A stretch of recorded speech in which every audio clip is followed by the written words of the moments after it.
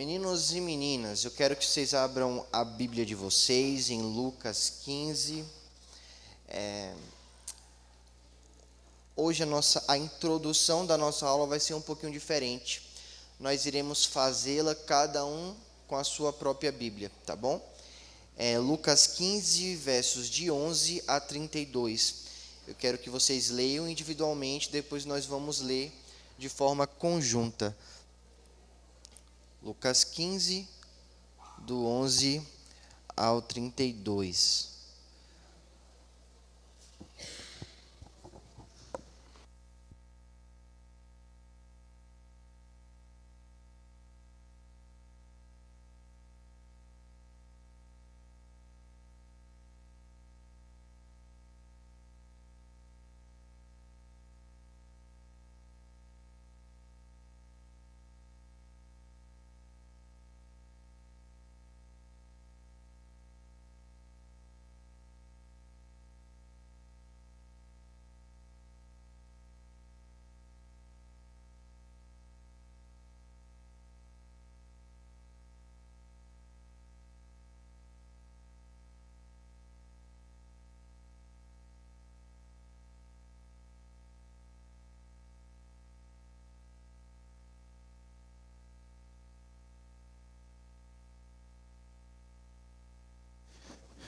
Minhas queridas que chegaram agora, nós estamos lendo Lucas 15, 11 a 32, tá bom? É só para dar um tempinho também para quem está lá fora chegar, e aí nós vamos ler em conjunto esse texto. Aí quando for ler em conjunto, se você fosse colocar para mim, eu agradeço.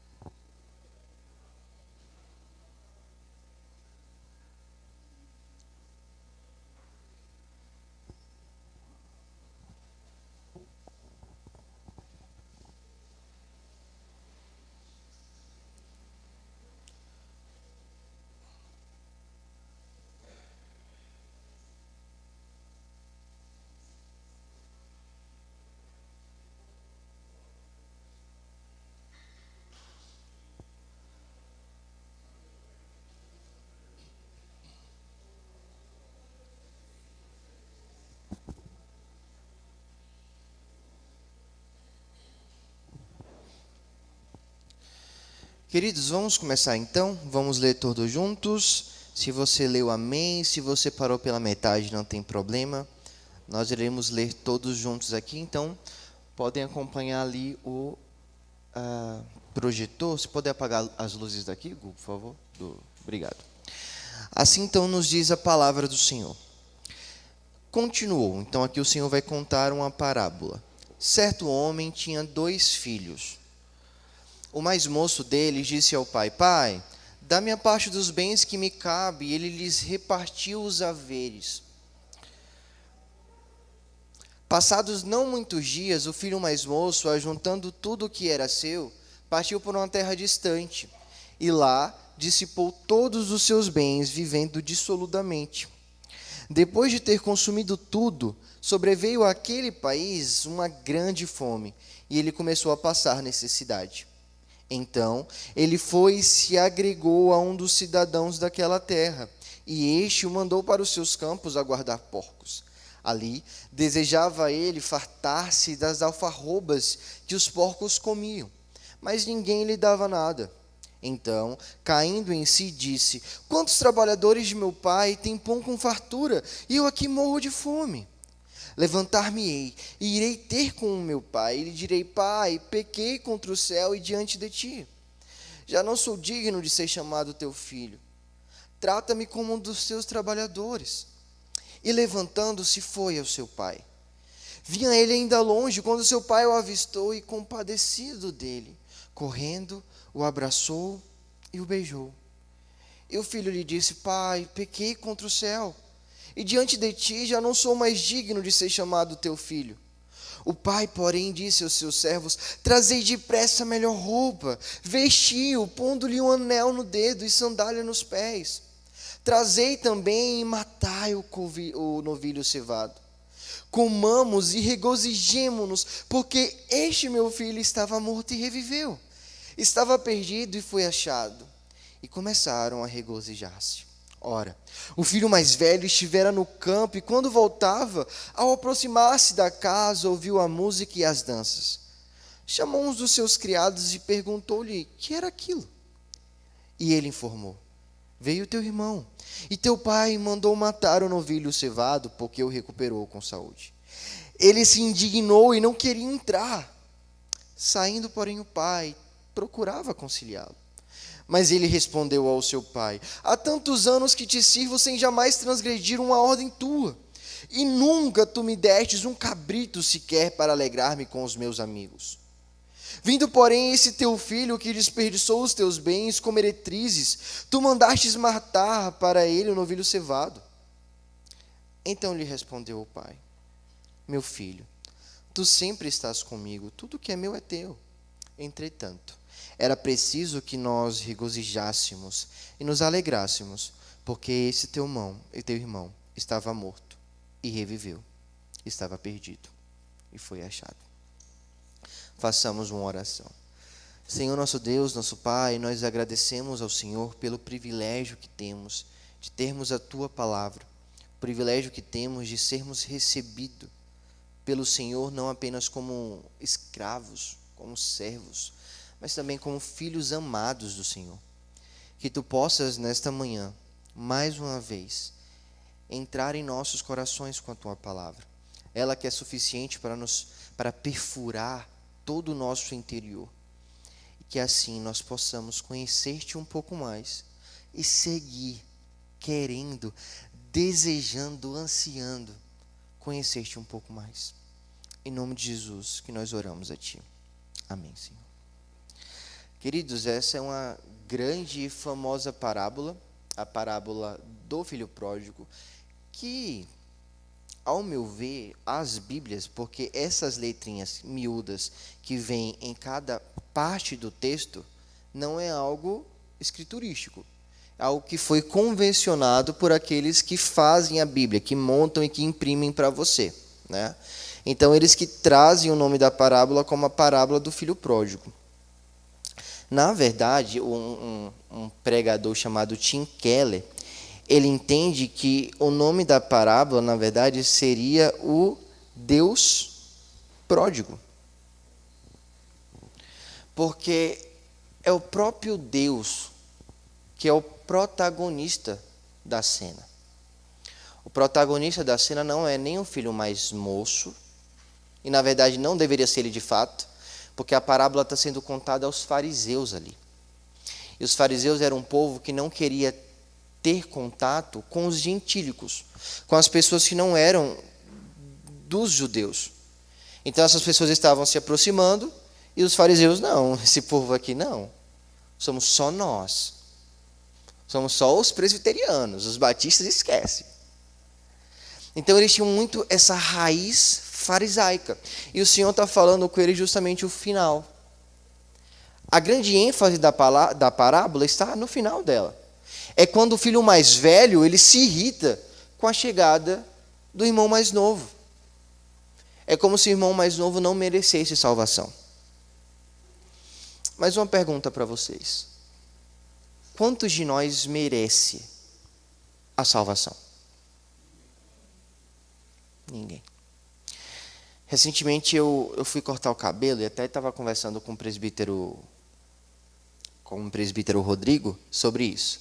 Porque, como eu faço teologia, nós estamos a todo momento estudando sobre a Bíblia e falando sobre ela, né?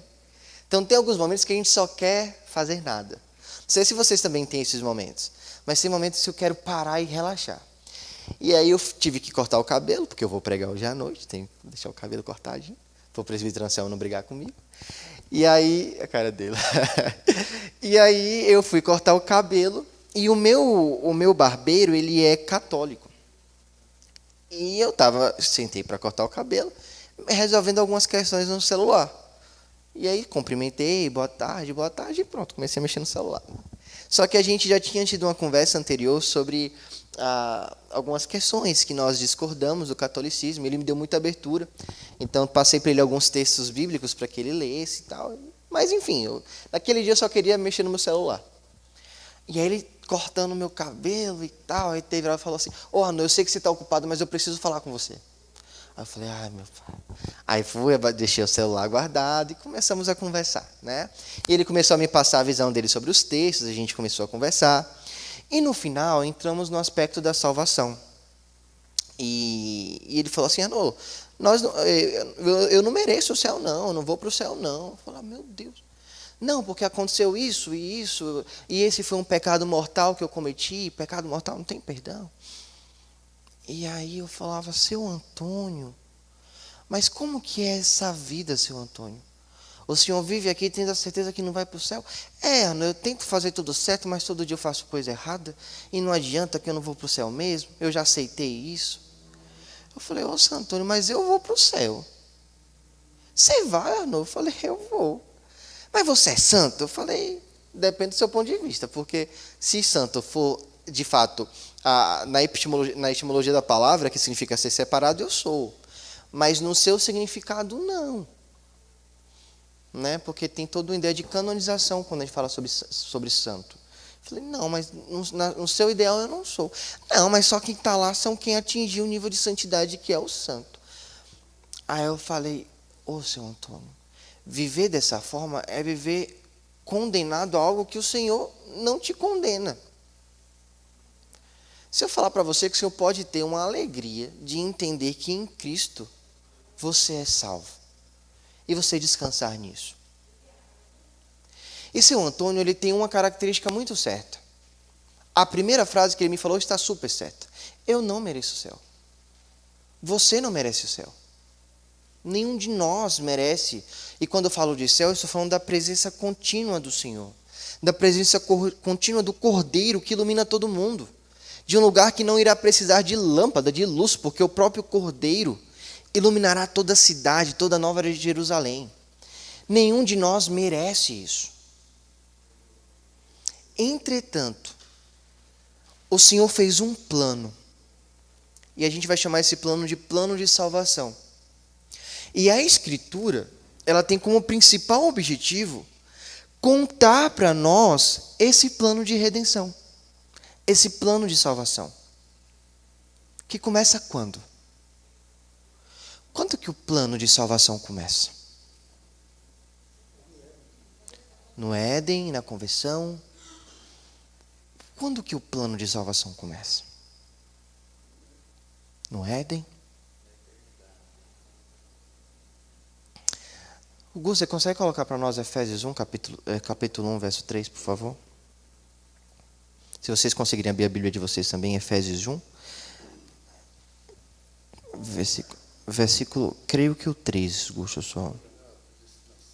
Sim.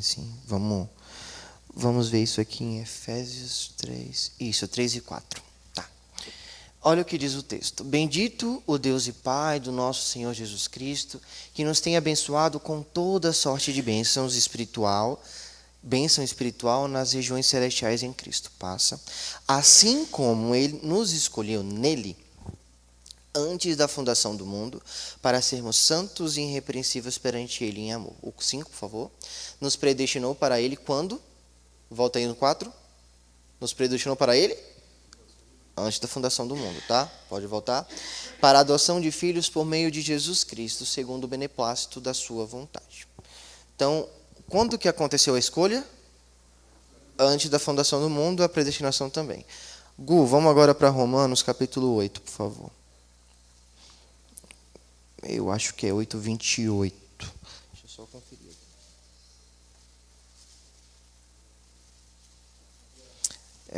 Isso. Pode deixar o 28 para a gente ter compreensão, mas o 29 vai falar mais. Sabemos que todas as coisas cooperam para o bem daqueles que amam a Deus, daqueles que são chamados segundo o seu propósito. Versículo super conhecido, passa. Porquanto, aos de que antemão conheceu, também o predestinou. Predestinou aonde, de acordo com Paulo? Antes da fundação do mundo, né? Também o predestinou para serem conformes à imagem do seu Filho, a fim de que ele seja o primogênito entre todos muitos irmãos. Agora eu quero que vocês prestem atenção no 30. E aos que predestinou, a esses também chamou. Aos que chamou, esses também justificou. E aos que justificou, a esses também glorificou. Pergunta básica: quantos de nós estamos glorificados? A irmã Marisa viu toda essa explicação da aula passada. Quantos de nós estamos glorificados? Alguém? Nenhum de nós. Ok, concordamos com isso. Mas por que Paulo usa o glorificou no passado, como uma ação que já aconteceu? Não, escolhido a gente já foi, concordam? Escolhido, predestinado, chamado, predestinado, justificado. Mas o glorificado ainda não.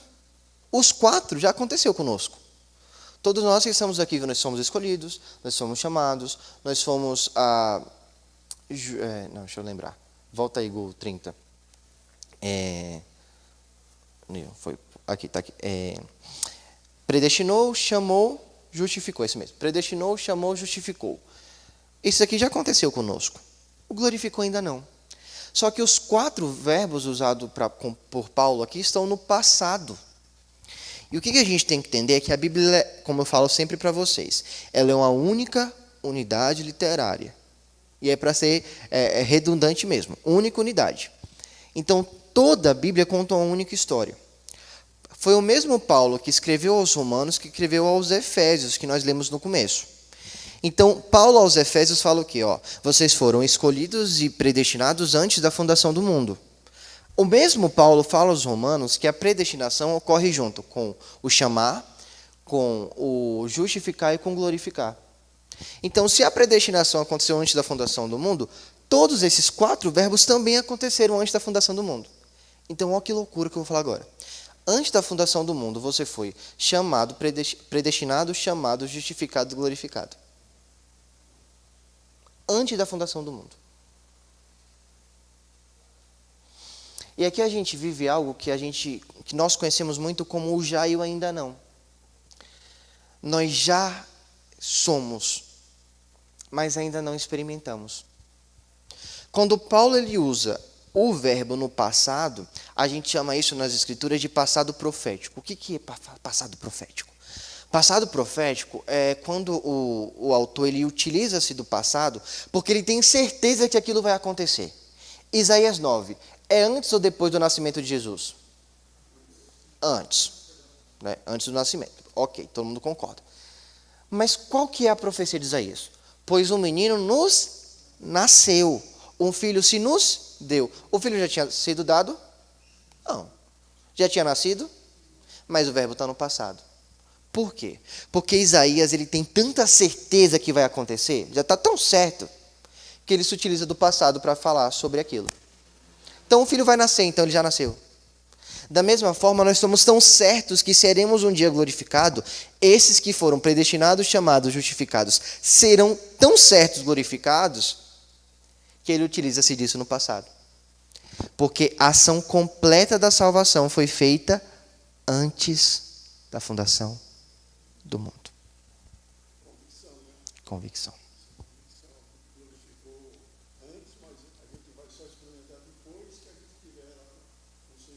Sim. Perfeito, perfeito. Vamos voltar então para o slide, Gustavo, por favor. Tudo isso que eu quis falar para você é justamente para que nós entendamos essa questão lá de Lucas, capítulo 15. Quando o filho mais novo, ele pega toda a herança do pai e ele sai da casa, ele está perdido. Ele está tão perdido da mesma forma que nós estávamos longe de Cristo. Ele se perde. Só que, estando perdido, ele entende a sua situação. Então, ele volta ao pai E é engraçado que o pai vai ao encontro dele. Você percebe? Então ele eu vou chegar lá e vou falar para o meu pai isso, isso, isso. Quando ele está chegando, não é que ele chega para o pai, mas a Bíblia fala que o pai corre para o encontrá-lo. É o pai que vai até o filho perdido. Então ele tem todo aquele ritual, né, de dar a túnica, de colocar o anel em seu dedo, matar o novilho, festejar porque a salvação chegou até ele. Alguém que estava perdido foi achado. E é justamente essa explicação que a parábola traz ao final dela. Porque o seu irmão estava morto e reviveu. Estava perdido e foi achado. Na aula passada vocês tiveram aula com o presbítero Rafael, correto? Vocês lembram o tema da aula? O homem. E quando ele falou sobre o homem, ele falou sobre o estado de queda que o homem se encontrou. No Éden, o homem escolheu ter uma vida longe do Senhor. O homem escolheu pecar. Foi o único homem que existiu na terra, né, que podia ter a escolha de pecar. E ele escolheu pecar.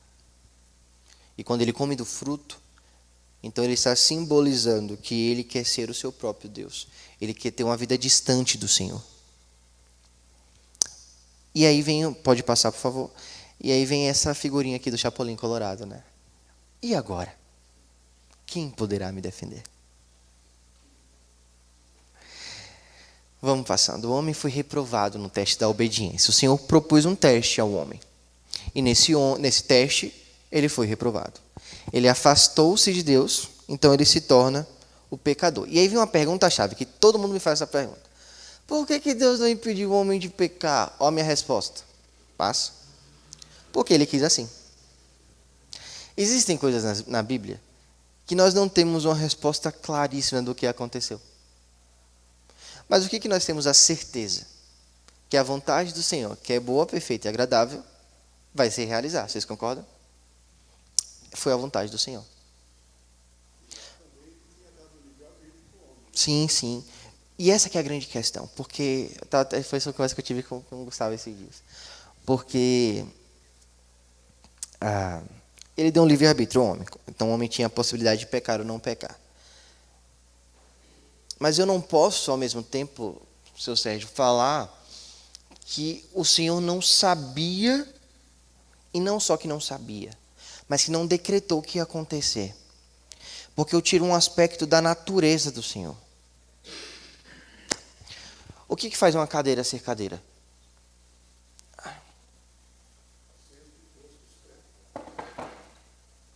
O que faz uma cadeira ser cadeira? Os pés.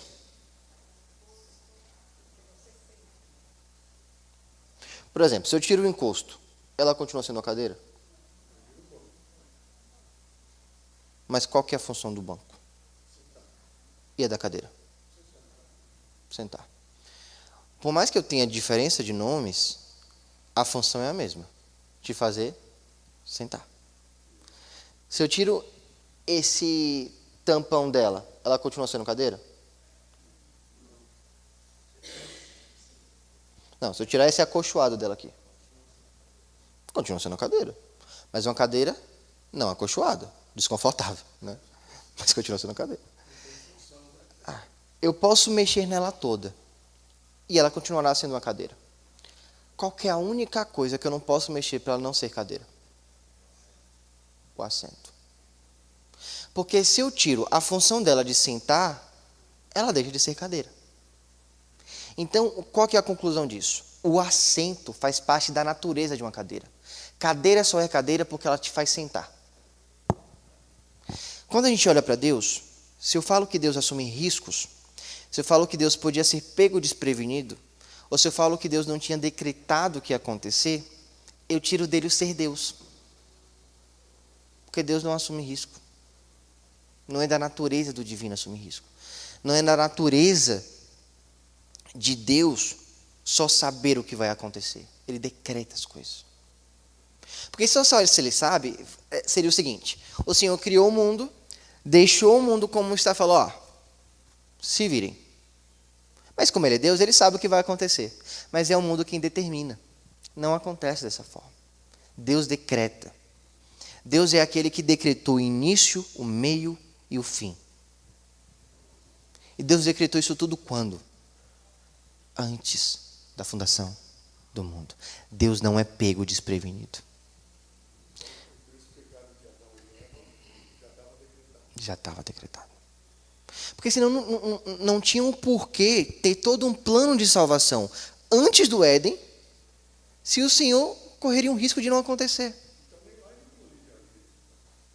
Então, o que a gente entende por livre-arbítrio? Livre-arbítrio é quando você não está inclinado a ter uma ação. Por exemplo, hoje habita em nós, desde o nosso nascimento, ou antes dele, na concepção que Davi fala, o pecado. Então nós temos toda uma inclinação ao pecado. Quando nós escolhemos o bem, nós entendemos que é a ação do Espírito Santo em nós. Em João, quando o Senhor vai anunciar, predizer a sua morte, o que o Senhor fala? Eu vos enviarei um outro Consolador. Este os convencerá da justiça, do juízo e do pecado. O nosso convencimento de pecado, o nosso convencimento do que é errado, o nosso senso moral, é algo que foi o próprio Deus que colocou em nós, através do Espírito, para nos direcionar a Ele, Então, o que eu faço de bom é o Espírito Santo me direcionando. Porque a nossa carne sempre vai tender para o que é pecaminoso. Então, nesse caso, hoje, nós não temos como escolher fazer o bem por conta própria. Por isso que nós falamos, temos livre agência, mas livre-arbítrio não. Porque nós estamos sempre inclinados ao pecado.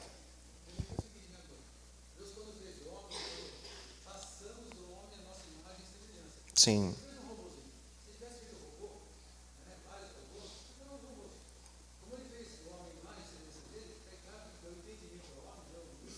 Uhum. Sim.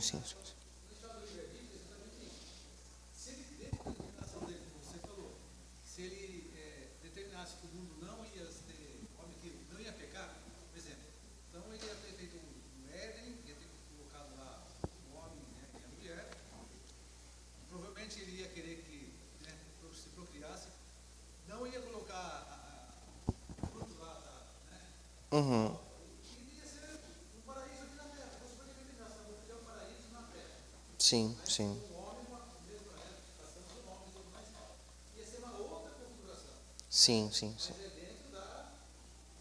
Isso. Isso. Aí, como estava falando, né? Isso a gente está falando sobre o homem como ele é hoje. Em Adão é diferente. Porque Adão em si não tinha pecado. Então ele não tinha uma inclinação para o pecado, como nós temos hoje. Ele era um ser como aquela folha em branco. Não tem predefinição. Então, nesse caso, ele tinha livre-arbítrio. Ele não tinha uma predisposição a algo. Ele tinha escolha. Mas todas as nossas escolhas são determinadas pelo próprio Cristo. Por exemplo, um pássaro. O pássaro é um grande sinal de liberdade, correto? Não, quero ser livre como um pássaro. Um pássaro é livre, de fato? É. Se o pássaro quiser chegar, voar aqui, e passar da nossa atmosfera, chegar no espaço, ele consegue? Ele é livre até um limite. Então, nem mesmo o pássaro, que é um símbolo de liberdade, tem uma liberdade de forma exaustiva. Nenhum de nós temos. Todos nós somos livres até um limite. Qual que é esse limite? A soberania de Deus. Ele é soberano. A vontade dele que é feita. Nós somos apenas agentes dessa vontade. Tá? Mas vamos passar, senão a gente não consegue acabar hoje. Tá. E aí eu falo aqui que por que Deus não impediu o homem de pecar? Porque a única certeza que nós temos, ele quis que isso acontecesse. O porquê que isso aconteceu, a Bíblia não nos fornece possibilidade de responder. A única coisa que nós podemos pensar também é que, mesmo que ele quisesse que isso acontecesse, ele não ficou alheio à situação do homem. Por quê? Deus já havia estabelecido uma aliança com o Filho para salvar o homem. Quando isso? Antes da fundação do mundo. Então, tem alguns lugares que pensam dessa forma. aconteceu o pecado, aí Deus ficou, e agora? O que eu faço? Jesus, chega aqui, Jesus. Ó, você vai ter que ir lá. Deu ruim o negócio. Você vai ter que salvar o povo. Muitas pessoas pensam que é dessa forma, e não é. Antes da fundação do mundo, já havia a aliança estabelecida com o Filho, para que o Filho salvasse o homem. Pode passar, por favor? E aqui tem dois pontos que eu queria que ficasse muito claro para nós, tá? Que é dois grandes pactos. O pacto da aliança, ou da redenção, que é o Filho se colocando no lugar do pecador para fazer expiação do pecado, suportando o castigo e fazendo as exigências da lei. E o pacto da graça, que é um pacto de amizade, onde Deus oferece ao pecador a salvação eterna através de Cristo Jesus. Então, o que aconteceu na vinda de Jesus até aqui? Primeiro momento, ele vive a vida que nós deveríamos viver. Quem de nós consegue viver uma vida sem pecado? Ninguém. Aí você fala assim, a salvação consegue vir ao homem por obras? Sim. Um presbiteriano falando isso? Sim. O pacto de obras ainda está em vigência. Mas vamos tentar fazer ele? Como que é o pacto de obras? Obediência completa. Então, em toda a sua vida, você tem que obedecer ao Senhor em todos os momentos, sem nenhum pecado. Se você pecou uma vez, não tem como. Pergunta, alguém consegue cumprir esse pacto? A resposta é sim, de novo. Cristo Jesus. Por que o pacto, por que a salvação chega a nós? Porque alguém cumpriu o pacto. O pacto que foi feito com Adão foi quebrado. Adão não conseguiu. Então, o que é que a Bíblia faz? A Bíblia nos mostra um segundo Adão. Lembra essa terminologia? O último Adão. Quem está se referindo aqui? Jesus Cristo. Jesus Cristo, então, ele vem ao mundo, ele se coloca no lugar do pecador, no nosso lugar, e ele vive uma vida em completa obediência ao Pai. Então, Cristo foi o único que conseguiu cumprir o pacto de obras. Então, o que ele faz? Então, ele vem, ele cumpre o pacto de obras, e o que Cristo merecia, então? Nem morrer. Cristo cumpriu o pacto. Por que a morte chegou a nós? Porque a morte é o salário do pecado. Cristo pecou? Não. Então, ele não devia passar pela morte. Mas o que ele faz? Ele cumpre um pacto, a primeira obra. Então, ele cumpriu. Em segundo momento, o que ele faz? Ele paga o preço dos nossos pecados. Todos nós que não passamos no pacto de obras, merecemos então a morte. O que Cristo faz? Cristo toma a morte para si, morre em nosso lugar, que é justamente o pacto de redenção. Então o Senhor, ele sofre tudo o que nós deveríamos sofrer. Ele faz expiação pelos nossos pecados. E então, agora, nós podemos experimentar do pacto da graça. Alguém cumpriu o pacto de obras e nos dá agora a oportunidade de se aliançar a Ele, não mais com a exigência do cumprimento integral da lei, mas pela fé no Filho amado de Cristo Jesus. Pois pela graça sois salvos, mediante a fé. E isso não vem de vós, é dom de Deus. Não é isso que Paulo diz aos Efésios? Então, é isso que nós precisamos entender. O pacto de obras continua em vigência, mas ninguém de nós consegue cumprir. Cristo cumpre esse pacto e nos aliancia nele. Eu aprendi isso quando criança, é algo só didático, tá? Não é que vai acontecer isso, mas é algo didático. É como se no dia do julgamento, Deus fosse julgar o homem, e aí ele falava, ó, seu José, eu tenho isso contra ti, cara. Você pecou. E aí Jesus fala, Deus, é meu. Paguei. Ele não precisa pagar, eu paguei no lugar dele. Bora, seu José. Aí seu José vai. Aí vem a Viviane. Pô, Viviane, você fez isso aqui, não tem como para você não, filho, é inferno. Jesus, Deus, paguei. Bora, Viviane. Entendeu? Não vai acontecer isso não, tá? É só o que eu aprendi quando criança, para nós entendermos. Nós merecemos o inferno. Mas Cristo pagou por nossos pecados e nos então entregou a aliança com Ele. Então, a gente tem 3 pontos de estudos hoje, a gente vai tentar passar, porque eu só tenho 15 minutos, eu converso demais. Mas vamos lá. Então, o primeiro ponto pode passar 2 slides. A gente vai falar então sobre o pecado e castigo. Mais um? Por causa do pecado de Adão, todas as pessoas nascem pecadoras. Observe o que Davi fala sobre isso. Eu nasci na iniquidade e em pecado me concebeu minha mãe. Só para nós entendermos. A partir de Adão, nós todos já nascemos em pecado. Porque Adão era um representante da humanidade. Adão não é uma pessoa, assim como todos nós. Mas na função do plano de salvação, no plano de redenção, ele era o nosso representante. Adão nos representava. Uma vez que Adão cai, toda a humanidade cai. Todos nós, então, já nascemos em pecado. E aí Davi, quando ele vai escrever o Salmo 51, ele vai verbalizar isso. Eu já nasci na iniquidade. Nós não somos aquela folha em branco que eu falei para vocês, que muitos acreditam, que as experiências de vida vão fazendo de nós sermos quem somos. E olha que engraçado esse conceito, porque fala assim, ó, não, fulano, ele assassinou o outro, mas tadinho, né? A vida fez com que ele fosse assim. Não. A culpa não é das vivências que ele teve. Ele já nasceu com o pecado. Já é da natureza. Quando alguém te irrita, não dá vontade de pegar no pescoço e fazer? Não dá vontade? Agora, por que você não faz? Não, tem gente que faz, eu pelo menos nunca fiz, né? Mas já dá vontade, porque a nossa natureza já quer, gente. Ó, e não parece, mas eu sou uma pessoa muito estressada, eu tenho um pecado da ira. Eu preciso me controlar muito. Acho que também por ser baiano, né? E aí, ela sabe o que eu estou falando. Menino, tem vezes que alguém vai discutir comigo, minha mão já chega fecha assim, ó. Eu já fico, meu Deus. Aí o Espírito Santo vem me convencendo. Arnô, você é filho amado, você é nova criatura, dá um sorriso. Aí você vai passando.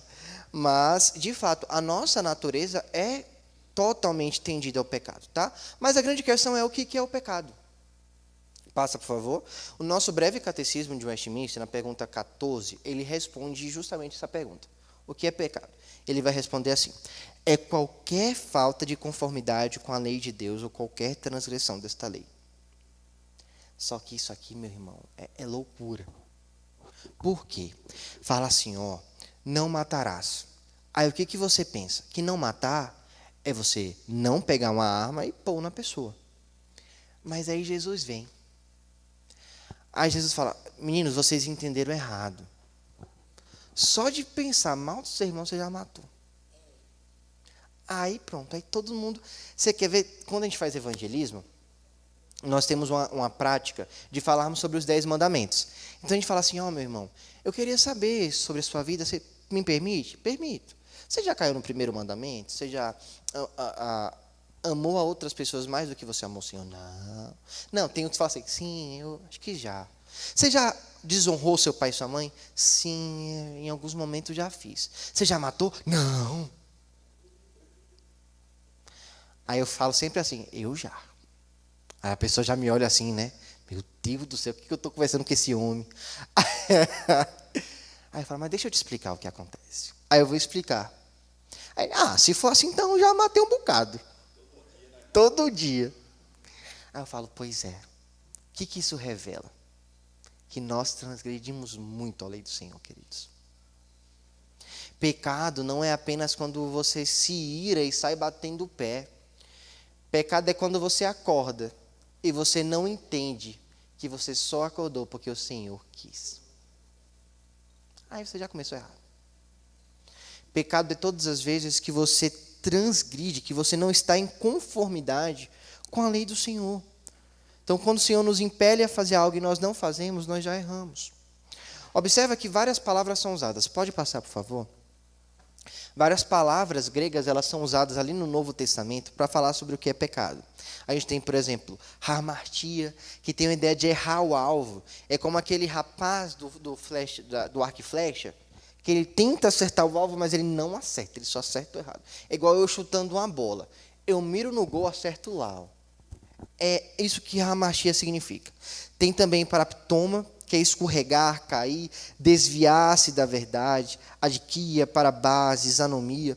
Então você percebe que várias palavras são usadas justamente para internalizar em nós o conceito de pecado. E aí a confissão e aí o breve catecismo de Westminster, um dos nossos códigos, se a gente pode falar dessa forma, ele nos diz então que é qualquer falta de conformidade com a lei. Toda vez que você não anda conforme o que o Senhor quer de você, ou você faz aquilo que o Senhor não quer, você está pecando, tá? Isso é pecado. Observa essa outra citação. Essa citação é do pastor Adão Carlos Nascimento. Ele disse que pecar é ser, pensar, falar, desejar ou fazer o que desagrada a Deus. Quando a gente olha para isso, meus irmãos, todos nós somos muito pecadores. E não é pouco, não. É muito, né, minha irmã? É muito. E aí, meus queridos, existem algumas consequências para os pecados, né? A gente tem dois tipos de castigos para esse pecado quando a gente olha para as Escrituras. Nós temos os castigos naturais, que são as consequências diretas das faltas cometidas. Então, observa o que diz Paulo aos Gálatas. Aquilo que o homem semear, isso também ceifará. É a lei da semeadura. Por exemplo, o irmão Sérgio é um mentiroso em pessoa. Ele mente. Um castigo natural para o seu Sérgio é ele parar de ter credibilidade. Então, quando ele fala um negócio para mim, eu falei, rapaz, já desconfio, porque é o Sérgio falando. Não, eu estou brincando, é claro, pessoal. Mas o castigo natural é isso. Por exemplo, você assassinou alguém, você é preso. Então, são castigos que o seu ato já faz por si só, né? Mas tem também os castigos disciplinares. São aqueles impostos diretamente por Deus aos crentes para que abandonem o pecado e aos ímpios para refrear o mal. Observe o que diz aqui, 1 Timóteo, eu não coloquei no texto, mas eu li aqui para vocês. 1 Timóteo, capítulo 1, 19 e 20. Diz assim, então, a palavra do Senhor. Mantendo fé e boa consciência, porquanto alguns, tendo rejeitado a boa consciência, vieram a naufragar na fé. E dentre eles se encontram Himeneu e Alexandre, os quais entreguei a Satanás para serem castigados, a fim de não blasfemarem mais. Então, existe também um castigo disciplinar. É quando o próprio Deus intervém na história e te castiga para que você retorne a Ele. Para que você entenda o seu pecado e você faça um movimento de retorno. E no que se refere aos ímpios, para refrear o mal. Então, por exemplo, o senso de moral. É algo que a gente sempre fala quando nós queremos lidar com a apologética, que é a defesa da fé. Quando nós queremos falar com alguém que não conhece, que não entende que Deus é o Criador de todas as coisas, nós sempre perguntamos, então o que você acredita? Eu acredito na teoria do Big Bang, na teoria da evolução, e começa a expressar. E a gente sempre parte desse pressuposto. E o senso moral? Como você explica em nós residir moralidade? Como você explica em nós residir o senso de que o matar é errado? Em qualquer cultura que você vá, algumas mais, outras menos, mas matar é errado, mentir é errado. E aí? Como que nós explicamos o senso de moral? E para nós, é o próprio Senhor que coloca em nós para refrear o mal, é o que a gente chama de graça comum. Então, muitas vezes, o Senhor intervém na história, porque se Ele não interviesse, o negócio ia ser mais complicado do que Ele já é. Pode passar, por favor. E o castigo... Filipete, obrigado, meu irmão. Pode deixar aqui mesmo, obrigado, tá? E o castigo, então, na vida futura, consiste no sofrimento eterno no inferno. Queridos, o inferno é real. Inferno não é uma invenção da igreja para refrear o mal. Inferno não é algo que nós contamos para as crianças, para elas serem certinhas. Inferno é real. A Bíblia nos fala de uma morte eterna, de um sofrimento eterno. Da mesmo momento que ela fala sobre o céu, sobre o lar celestial, ela também fala sobre o inferno. E quem neste mundo foi encontrado em pecado tem o seu castigo na vida futura no inferno. Todos. Inclusive nós, tá? Aí que vem a grande questão. Uma vez que eu falei tudo isso sobre pecado, você se considera um pecador? Todos nós? Pronto. Então o que nós merecemos? Inferno. A conclusão dessa primeira parte da aula é essa. Até agora todo mundo está no inferno junto comigo. Tá? Nós saímos desse primeiro ponto entendendo, Arnaud, eu tenho um destino certo. Meu destino certo é o inferno. Todo mundo entendeu isso aqui, ok? Agora a gente vai para o segundo ponto, aí começa a ficar mais suave. Porque a gente vai falar agora sobre a obra redentora de Cristo, tá bom? Pode passar, por favor. Deus nutre um grande amor por nós, mas Ele não pode transgredir com a sua justiça. Deus, Ele tem alguns atributos, são características que fazem Ele ser Deus. Lembra da cadeira? O assento faz a cadeira ser cadeira. Da mesma forma, Deus tem alguns atributos que fazem Ele ser Deus. Então, o amor é um desses atributos, mas a justiça também é. E Deus, Ele não pode ser infiel a si mesmo. Então, Deus, Ele é amoroso, ao mesmo tempo Ele é justo. Ele é 100% amoroso, 100% justo. E, para isso, a gente precisa entender que a justiça ela exige reparação. Então, se todos nós merecemos o inferno, e o Senhor quer, então, nos transportar para o céu, a justiça precisa ser feita. Deus podia, por exemplo, falar assim, não, eu quero que todo mundo vá para o céu, então bora. Ele podia fazer isso? Não. Porque se ele fizesse isso, ele estava sendo infiel à sua própria palavra. Se ele falasse assim, não, eu cancelei meu contrato. Eu tinha um contrato de plano de obras, mas eu cancelei, não quero mais. Bora todo mundo para o céu. Ele não pode, porque ele tira o aspecto dele, a imutabilidade. Quando eu falo que Deus é mutável, eu estou tirando dele a divindade. Deus precisa ser imutável para ser Deus. Deus precisa ser justo para ser Deus. Se o plano foi feito do início, ele precisa ser cumprido, ele precisa ser concretizado. Porque se ele não for, ele tira dele a justiça. E se eu tirar de Deus a justiça, eu tiro dele o ser Deus. Então ele não pode fazer isso. Observa João 3,16. Ai, meu pai, calma aí, voltou. Tá, então, Deus, por seu amor, Ele providenciou um meio para a salvação do pecador. Onde que isso aconteceu? Antes da fundação. Se você sair daqui não falando isso... João 3,16. Porque Deus amou o mundo de tal maneira que deu seu Filho unigênito para que todo aquele que nele crê não pereça, mas tenha vida eterna. Esse foi o plano do Senhor. Eu sou justo, eu sou fiel a mim. Alguém precisa pagar o preço. Porque se isso não acontecer, a minha justiça está sendo falha. Então Jesus entra em cena. Jesus irrompe a temporalidade. O Deus que criou o tempo se fez tempo. Para ser Deus, Ele precisa ser atemporal. O que Ele fez então? Ele se tornou homem e passou a ser temporal. Por isso que nós acreditamos que Cristo, Ele é ao mesmo tempo Deus soberano, mas também é homem. Ele é 100% Deus, 100% homem. Observe o que diz Paulo aos Romanos, pode passar. Mas Deus prova o seu próprio amor para conosco, pelo fato de ter Cristo morrido por nós, sendo nós ainda pecadores. Vamos entender isso mais um pouquinho, pode passar. Jesus ofereceu ao Pai, então, a perfeita obediência. Aquela obediência que foi exigida de Adão, foi cumprida em Cristo Jesus. Ele viveu uma vida santa, se entregou livremente à morte na cruz para a nossa salvação. Ele não foi vítima nem mártir. Ele pagou a conta. Ele não morreu porque, você não precisava morrer. Quem falou isso para Jesus, se lembra? Pedro. E o que ele falou para Pedro? Arreda-te de mim, Satanás. Por quê? O coração de Pedro era bom. Você queria ver Jesus sofrendo se você estivesse lá? Não. Mas ele precisava fazer isso. Era a vontade do Pai que ele fizesse isso. A vontade de Deus era que Cristo morresse na cruz.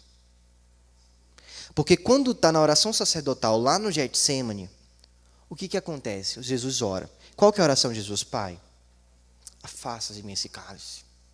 Contudo, seja feita a tua vontade. E qual foi a vontade do Pai? A morte. Deus tinha sua vontade que Cristo morresse. Por quê?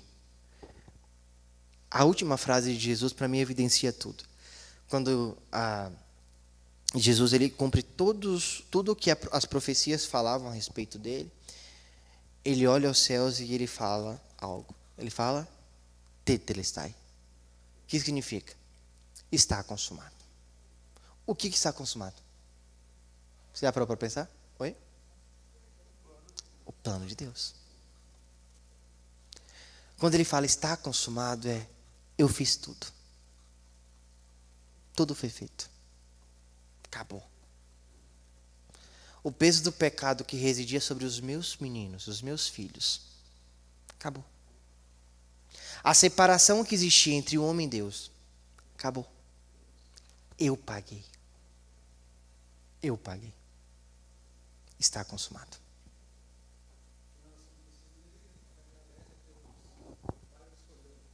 Sim, sim.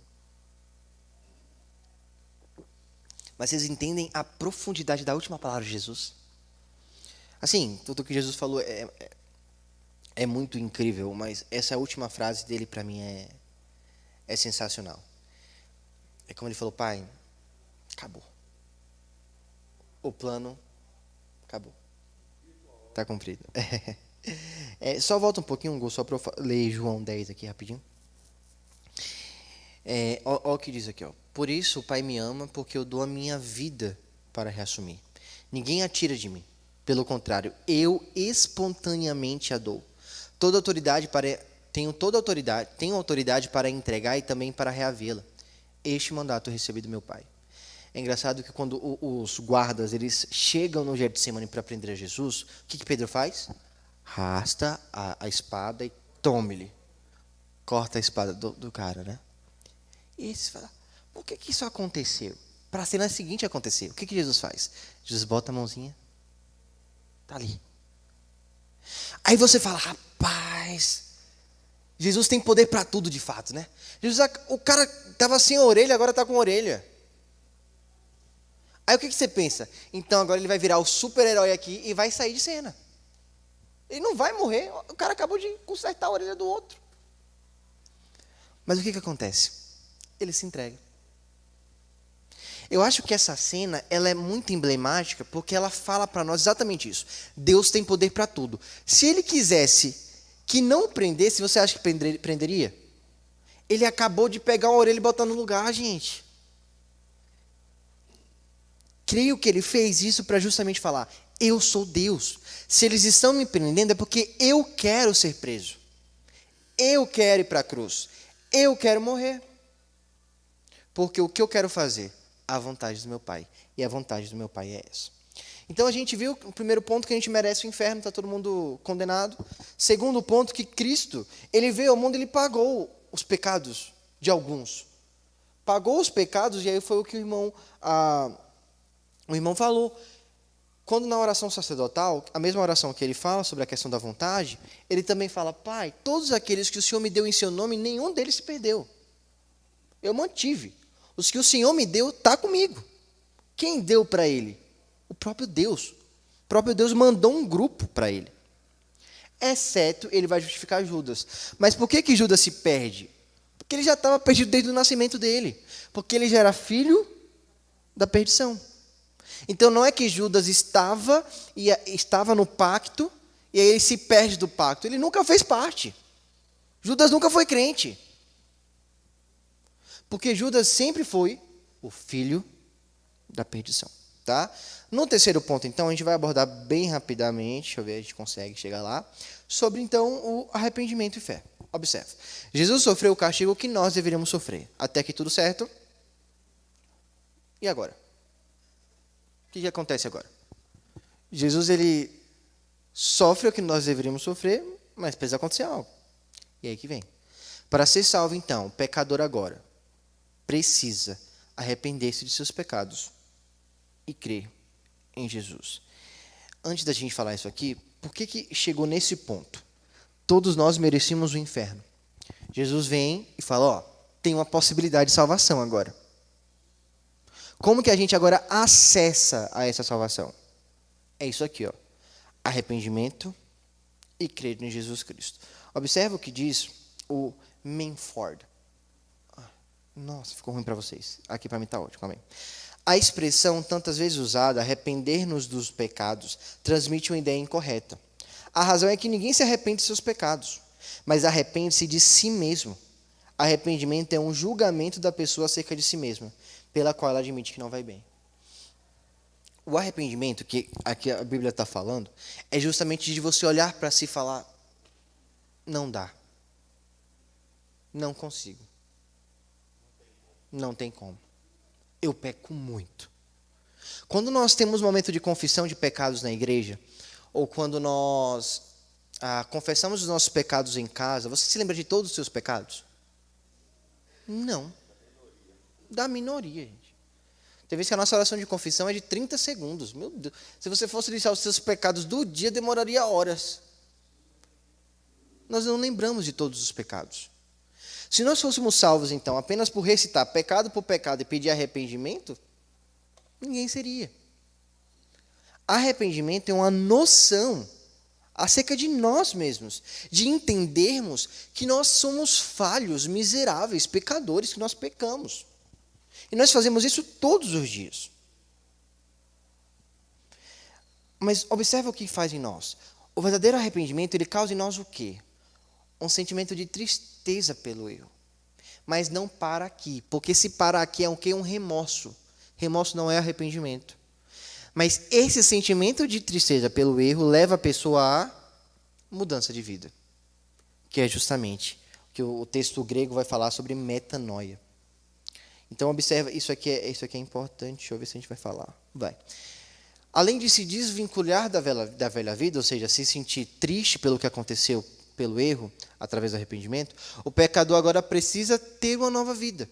E essa nova vida começa na crença em Jesus Cristo e recebê-lo como Senhor e Salvador. E você fala, mas isso é fácil, é só professar, Cristo é meu Senhor e Salvador. Olha o que você está falando. Eu sou muito crítico com algumas músicas, porque eu acho que muitas vezes nós cantamos aquilo que nós não vivemos. O Giba me mandou uma música esses dias que fala assim, por ele que eu estou gastando a minha vida, perdendo tudo por amor e por alegria. Aí começa. Aí eu falei para o Giba, o que você está perdendo para Jesus? Seja sincero.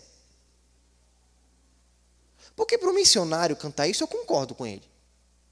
Ele perdeu o sustento dele, ele muitas vezes perdeu a família dele, ele viu a família sendo morta. E ele canta, eu estou perdendo tudo pelo Senhor. Mas, cá para nós, o que você tem perdido pelo Senhor Jesus?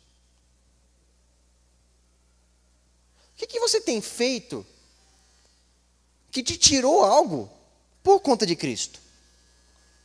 Então, tem muitas coisas que nós falamos e nós não entendemos o que nós estamos falando. Quando eu falo que Jesus é meu Salvador, o que eu estou falando? Primeiro, que eu estou perdido. O que o Salvador faz? Resgata aquele que está perdido. Não é isso que o super-herói faz? O super-herói está lá, a cidade está um caos, chega alguém, e esse alguém salva essa pessoa. Então, quando eu falo que Cristo é Salvador, eu estou falando que eu estava perdido e que Ele me encontrou e me salvou. Quando eu falo que Ele é meu Senhor, o que eu estou falando? Eu sou servo. Se eu falo que alguém é meu Senhor, eu estou falando que eu estou aqui para cumprir as vontades do meu Senhor. Então, falar que Jesus é seu Salvador e Senhor é reconhecer tudo isso. Reconhecer que você está perdido, que você precisa dele e única e exclusivamente dele para ser salvo, e falar que é ele quem edita a sua vida. Então, não é simples falar isso. Não é só confessar que na frente está tudo certo, professar que na frente está tudo certo. Você precisa, de fato, viver isso.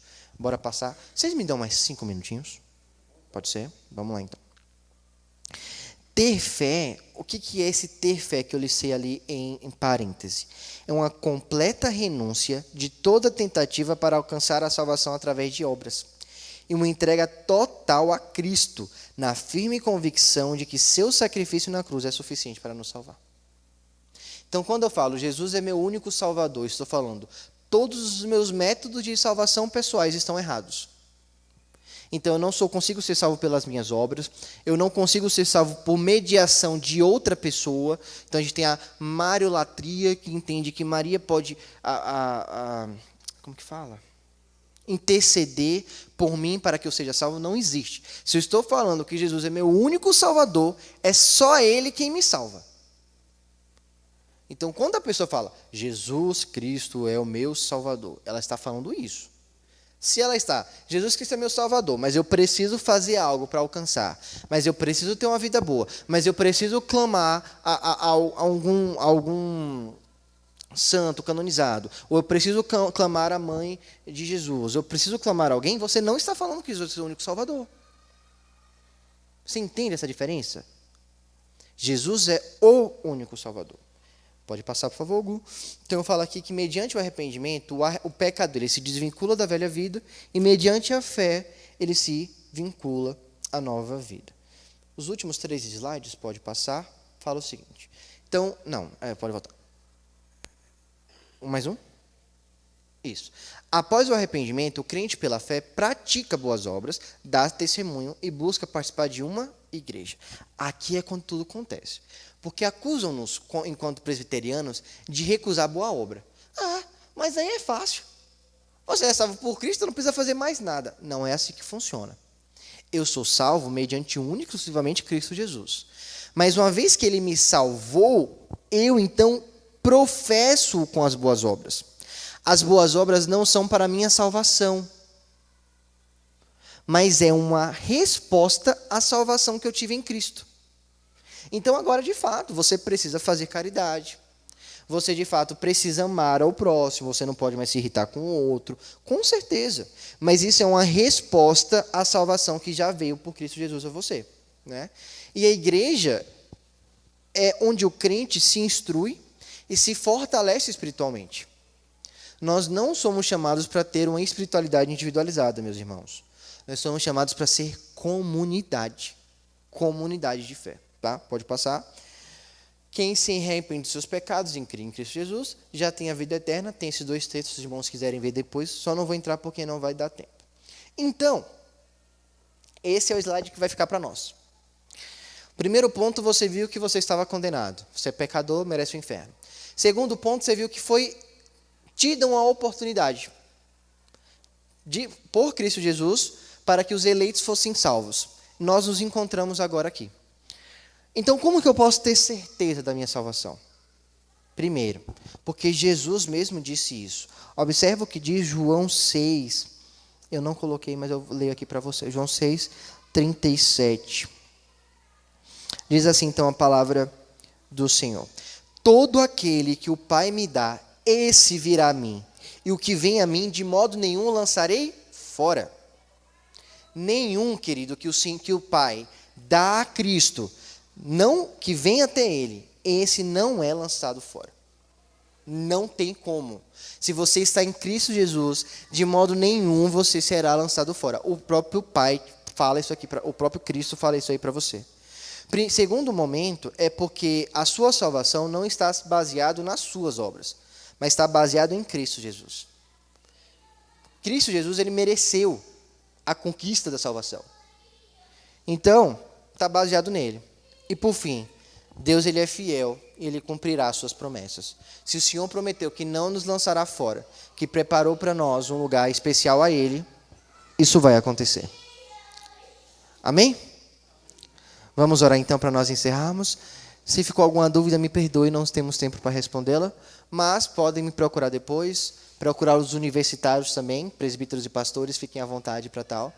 E vamos juntos nisso aqui. Mais uma vez é um prazer estar com vocês, meus queridos. Obrigado. Senhor nosso Deus, obrigado pelo privilégio que nós temos de estarmos com o Senhor, o privilégio que nós temos de entendermos um pouco mais sobre quem o Senhor é. Que Tu possas nos abençoar, Pai. Que a Tua palavra tenha penetrado o nosso coração e que nós venhamos a cada dia mais conhecer-te, Senhor. Que tu sejas o centro da nossa vida. Obrigado pela salvação em Cristo Jesus. Obrigado porque o Senhor nos encontrou. E em Cristo nós temos a certeza que um dia estaremos com o Senhor. Obrigado, Pai. Em nome de Jesus que nós oramos a Ti. Amém.